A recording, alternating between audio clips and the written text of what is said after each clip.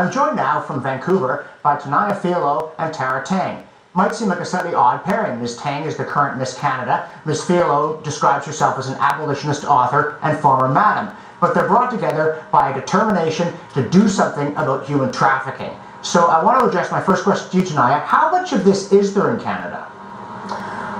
Well, it's going on right underneath our noses, and a lot of people aren't aware of it. One thing I will say is that Vancouver is a major hub for human trafficking, of bringing people in from various countries, because it's a major hub here, and then they can go from here to the States, hopping over the border through to Mexico and so on. But not only are people being human trafficked from other countries into our own country, our people in our own country are being trafficked right under our noses as well. It's very common and very blind to the human eye.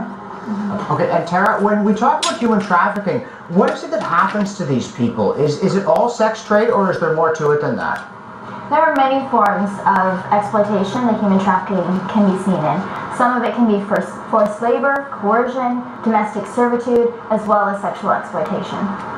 And I know I taught a seminar at the University of Ottawa on the subject of slavery in the United States, but for comparative purposes, we used Somali Mom's book, The Road of Lost Innocence, about her experience as a prostitute and a sex slave in Cambodia. And I had to warn the students that this is horrifying stuff. And I use that to preface the question to Tanaya. How does it start for one of these girls, and what keeps them trapped in it? Well, it comes from various ways. I mean, a lot of people can say, well, certain prostituted women get into it by choice. It's never by choice. It doesn't matter what form of whether it be human trafficking or not. They are all enslaved, no matter what. And what we need to do is I feel that we need to educate the public and shift our terminology that we're using. For example, people say she's a prostitute. No, this woman is prostituted because she's a victim. She could be into it out of poverty, whether she's been coerced or human trafficked or what have you. So basically, we want to educate the public on what is really involved, so people are not looking down on these women and obviously not the children, but the women, and just raise a lot of awareness and do a lot of education with the public. I have a follow-up question about terminology, because I know a lot of people think that the term sex trade worker is a more dignified one, that it avoids some of the pejorative connotations. But on the other hand, it seems to me to carry the idea this is sort of a normal profession someone might choose. Do you like that term, or are you against the use of it? No, it disgusts me. It is not a trade. A trade is something where you go to school and you get an HVAC ticket or something, right? That is a trade. Being a sex worker is not a trade. In my opinion, it is not a job. It's very dehumanizing to women. And that's exactly why Tara and I are doing this tour across Canada, is we want to get into the churches, we want to get into the media, we want to let people know that these women and children, they're victimized, they're victims, they're dehumanized. People think if you see a girl that's dressed up nice and she's got her Gucci bag and she's smiling and everything, that she's enjoying what she's doing. That is not the case, and I know this firsthand as being a former madam.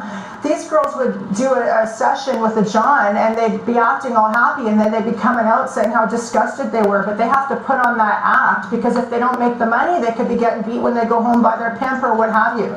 So it really boils down to education. And this is Tara. When you talk about educating people, who is it you think you need to reach? I know Somali Mom talked about the need, in part, to get you to the men who visit brothels and tell them this is wrong. But when you go out and try and reach people, who is it you're trying to reach, and what's the key message? Well, everybody. We want to reach everybody. We're trying to reach everybody. And I actually met with the Somali Mom Foundation when I was in Cambodia recently, and you see the same things all around the world. And it's true, you're correct. Targeting the male demand and addressing the male demand for access to women's bodies, and that is a major cause that's driving sexual exploitation around the world, as well as here in Canada. That's something that we definitely want to talk about. But we also want to talk about the fact that everybody, it doesn't matter who you are or where you come from, whether you're male or female, whether you're a child or an adult, you can take a stand against sexual exploitation. Absolutely. And you can value people's human dignity and life. And this obviously means that you're looking at a cultural change. Are there also, are there particular legal changes that you think are urgent even as the education process goes on that would be Oh, yes. significant? Yes, we are all for the Nordic model, and recently there was a bill. I'll let Tara explain this with the Nordic model and what We we're are doing. very supportive of the Nordic model. It was put forward first in Sweden in 1999, and what it is, it looked at the problem of prostitution and human trafficking and how closely connected they were.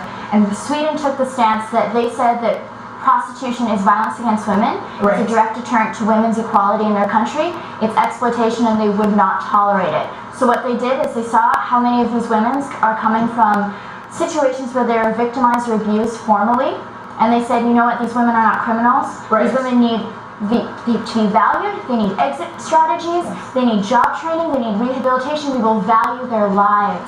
And therefore they looked at it as well and said, you know what, the problem's never going to go away unless we address the man. And they made the purchasing of sexual services illegal in Sweden. And I will It's been say that that's been very successful. In the first 3 years, it has cut the demand down by 40 to 50% in the first 3 years. And what we need to do is we need to stop criminalizing the women.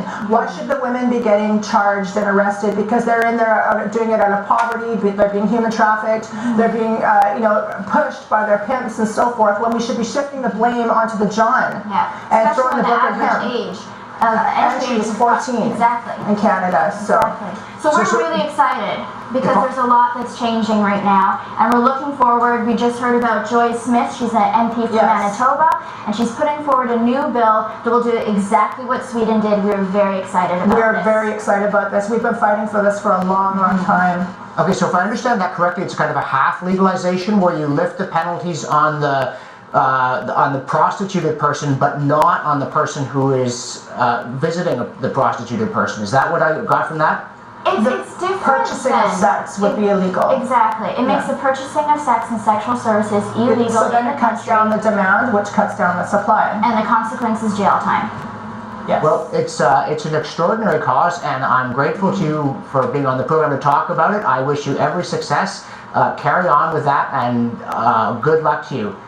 Stay with us. Thank you so much. We'll be back after this.